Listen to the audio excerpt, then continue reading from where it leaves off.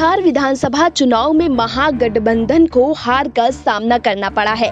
तेजस्वी यादव की अगुवाई में महागठबंधन सिर्फ 110 सीटों पर सिमट गया और सभी एग्जिट पोल को फेल करते हुए फिर राज्य में एनडीए की सरकार बनने का रास्ता साफ हो गया।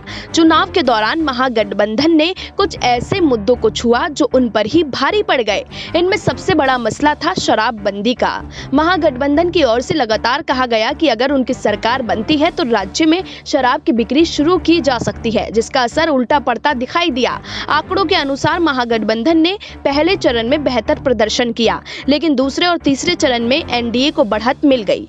महागठबंधन को सबसे अधिक नुकसान तीसरे चरण में हुआ। तीसरे फेज की 78 सीटों में से 53 सीटों पर एनडीए की जीत हुई। बाकी के 25 में से 5 पर ओवैसी की पार्टी जीत गई। माना जा रहा है कि तीसरे फेज तक आते आते तेजस्वी यादव रजत के पक्ष में लोगों को मोड़ नहीं पाए। बता दें कि ये वही वक्त था जब महागठबंधन के नेताओं की ओर से शराबबंदी पर सवाल खड़े किए जा रहे थे।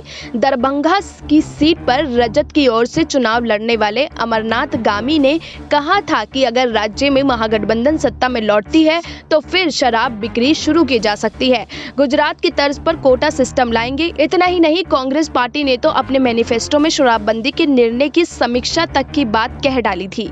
कांग्रेस ने अपने घोषणा पत्र जारी करते हुए कहा था कि शराबबंदी से राज्य के राजस्व को नुकसान हुआ है और राज्य में ढंग से शराबबंदी लागू नहीं हो सकी है। ऐसे में महागठबंधन की सरकार बनने पर इस फैसले की समीक्षा की जाएगी। Bureau report, SPN9 news.